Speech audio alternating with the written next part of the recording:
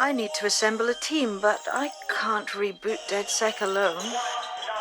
Let me break into London CTOS and see who's available.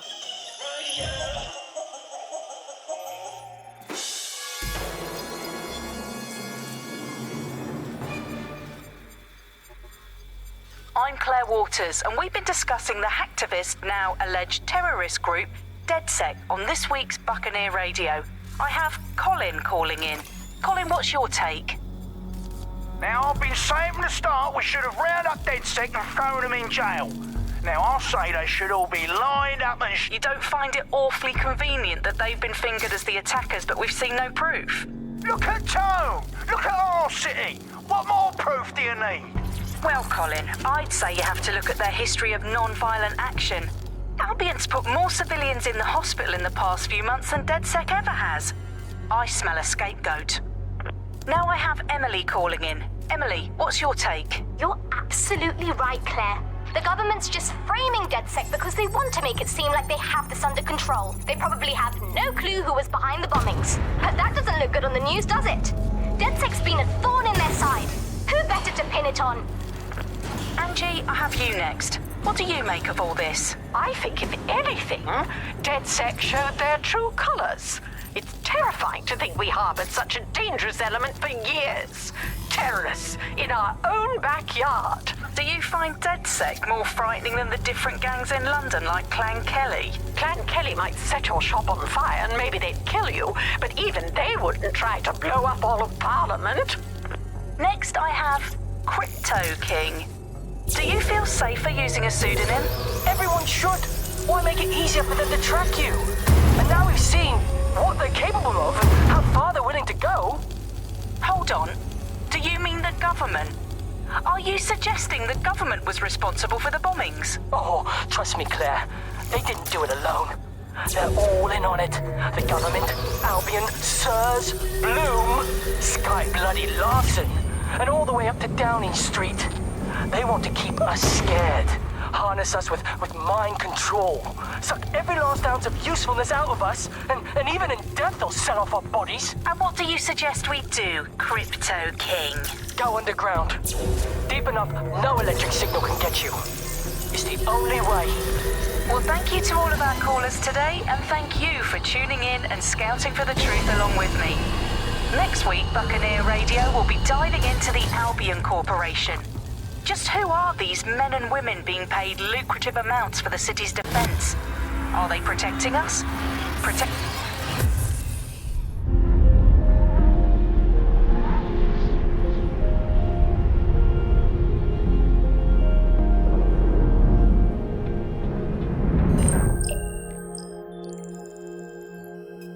Shit. Situation is worse than I thought. Brilliant. Let's get the people of London on board.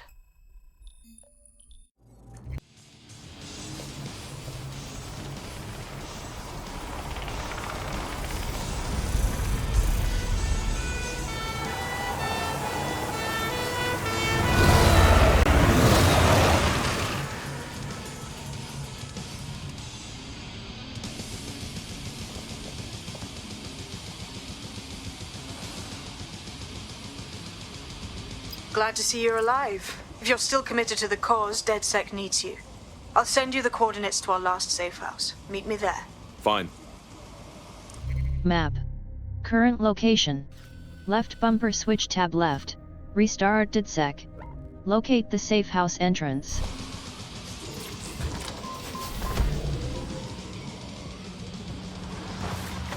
You're listening to The Bug. May cause nausea, vomiting and headaches. Hello Britain, this is The Bug, the show that holds up a mirror to the world and smashes itself in the head with it in despair. I'm Andy, joining me, as always, Alice, and... I deny everything. Just a good state of existence. Resume. News, at last. Map. Current location. Left bumper switch tab left. Restart Dedsec. Locate the... There are no medicine shortages, according to the government, none at all. There have been various allegations about that. It turns out they are all fake news, trademark. There are none. There are no shortages of medicine. Don't take it from me. I'm not a medical supply expert. Take it from our beloved government. It's fine. In fact, I'm going to read between the lines here. Actually, there's probably There's too much medicine, if anything. Just medicine. He can't move for medicine. In fact, just this morning, I tried to pour some cornflakes into a bowl for breakfast and out-tumbled a 12-month course of immunosuppressants, corticosteroids, and anti-retrofrontal neurodilatory estrogen spermatotropic fruit pastilles. The people claiming there are medical shortages are probably high on lots of medicine that they've been... I for one believe that there are no medical shortages, Andy. Just last week I went in with a broken arm and they suggested it might just be extreme period pain and prescribed me a drink of water and an astrology chart. We can't be too far away from them just prescribing stiff upper lip like they did. My uncle had a leg removed due to diabetes. They halved his insulin because they said there was less of him to be diabetic. So, anyway, people, don't believe what you read or hear about there not being enough medical drugs to go around. It's not true. It's hospital hogwash, it's pharmaceutical flim-flam, it's medical mendacity, it's democratic humbug, it's nonsensical narcotic nincompoop. I think I've made the point. Do not believe the news telling you that we've run out of medicine, nor should you believe the empty shelves at the chemists. They're also lying. Do not believe your doctor saying, sorry, we're fresh out of that, you're going to have to eat a carrot and pretend. Do not believe your own cobweb-ridden medicine cabinet at home. It might look empty, but it's not, for it contains the only medicine any of us truly need. Stirring music, please, Producer Chris. Freedom. The medicine of British freedom, and the analgesic knowledge that however ill you may be, we'll be keeping an eye on things for you. I'm investing heavily in the placebo effect right now. You're listening to The Bar. Obviously, I don't entirely mean that, because what is the first rule of the third millennium? If someone in power tells you something is fake, what is it? Correct. A 110% cast iron, tungsten-coated, granite-scented, cosmically immutable, scientifically unarguable fact. But surely, Alice, the important question for all these medicine freaks whinging about feeling a bit poorly or having a fatal but curable illness and slowly dying unnecessarily is this. Do we actually need medicine? If you today got diagnosed with a potentially fatal illness, would you not look around at the nation that we've become and think, hey doc, put your life-saving treatment down. I'm going to take this free one-way bus out of here. Now hold that pillow over my face until the twitching stops. I just don't think we should think of it in such a negative way. Don't think of it as a medicine diet, Andy. Think of it as a series of healthy lifestyle swaps. Swap out the anti-inflammatories for antacids. Swap out the iron lung for the aluminium lung. Swap out MRI machines for Mary machines, which is the lady called Mary telling you you're fine.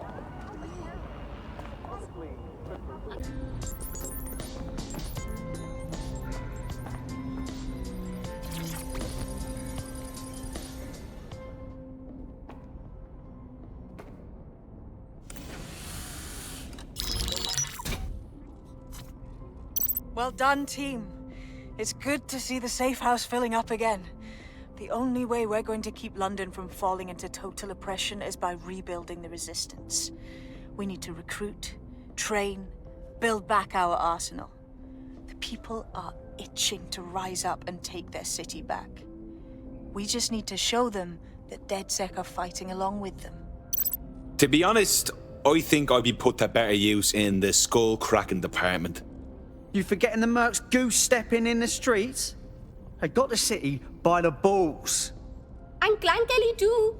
The gangsters have taken over the streets and they're getting worse. Fair, but remember that this zero-day hacker group is still out there. They took out Dedsec once, and it's a good bet they'll try again. I believe they were responsible for the bombings and framed Dedsec.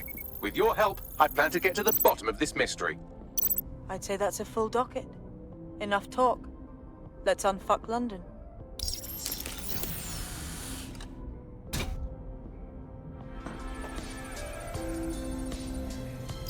First order of business.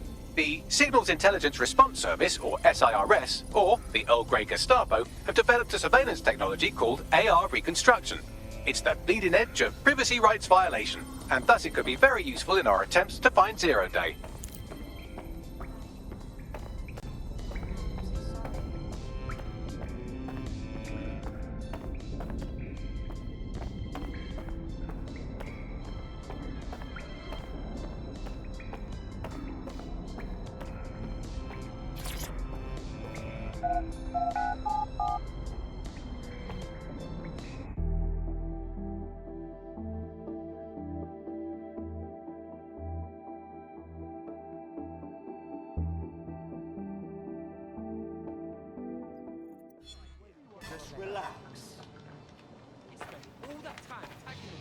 We have some damage control to do if we want to change the perception that we're a bunch of violent thugs.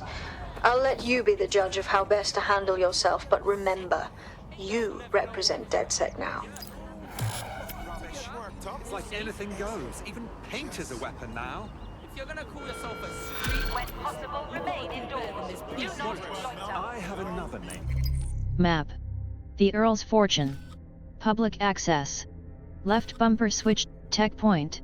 Left bumper switch tab left. Right bumper switch tab right. New mission. Streamed live to the dark web by One that's not fit for player content.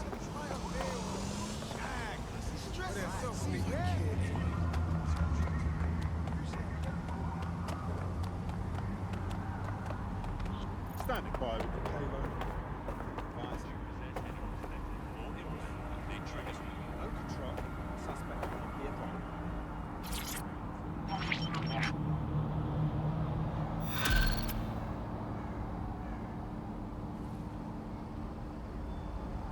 Building a resistance group requires operatives with specialized skills. Technical abilities, firearms handling, and physical training are all valuable. Bare-knuckle boxing rings are a good place to find people who are good at throwing punches, or taking them. By defeating each opponent in an arena, you'll have an opportunity to face its best fighter. Prove your physical superiority and they may consider joining Dedsec. I'm guessing that's some sort of primate society thing.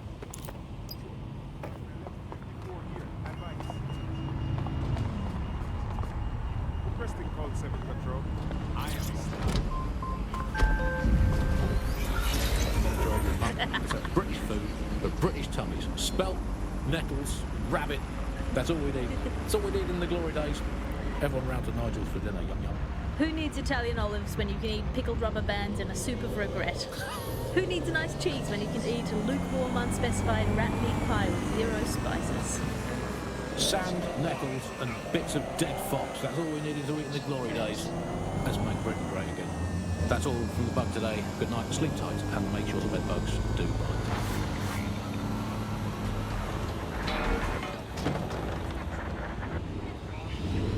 Has Bloom been hacked? While Bloom has so far denied rumours that any data breach has occurred, millions fear they are soon to have their digital secrets exposed. Visit GBB for more on this developing story.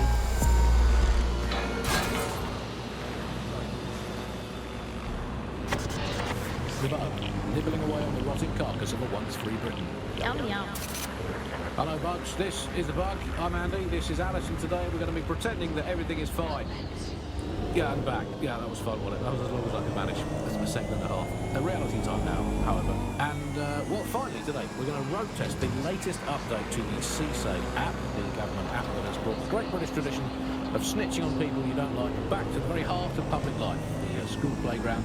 I'm going to tell a new threat that's got a whole new lease of life nowadays, thanks to CSA. And isn't Britain all the more fun because of it? No more grumbling about your neighbours playing their music too loud. Just simply report them to the state and have them, shall we say, involuntarily rehoused at Hotel Cass, the chain of hotels that was formerly known as the prison service. What was the slogan? Is it, if you see something, say something? Or if you think you might at some point see something, say something? Or if you haven't seen anything but don't like someone, say something anyway.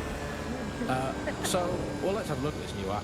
Alice, I'm sure you've got it on your phone. I mean, at first glance, well, the interface is lovely. It's so neatly designed. A simple button to snitch on someone. That's so much better than non-government informal apps like School Losers, Countdown from Home, or Mark. That's funny.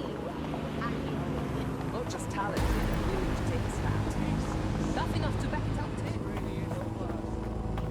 If you're feeling out of your depth or like you could use a breather, you can always call on your new teammates to step in. It's your call. That's the advantage of working together instead of alone.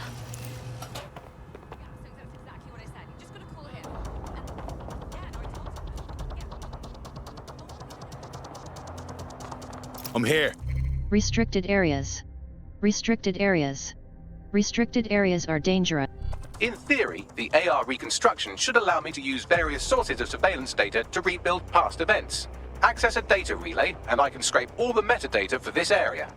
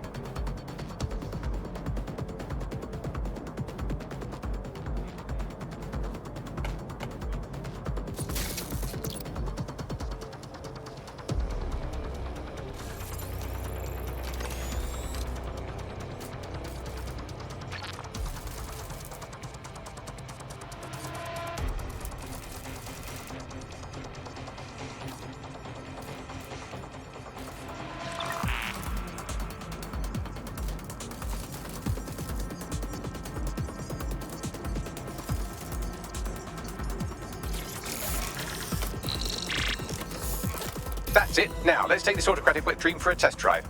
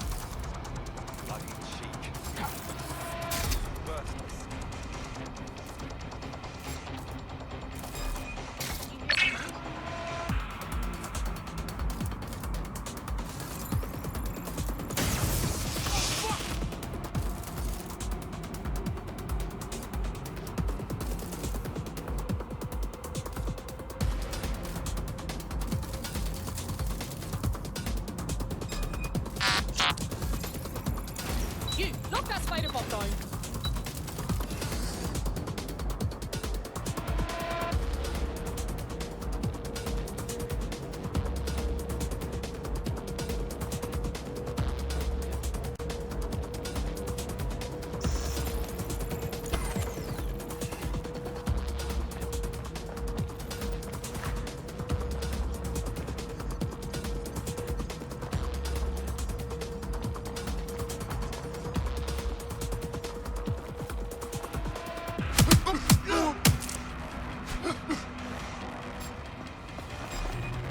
Stop resisting. They won't get you nowhere. Keep it together. Keep it together.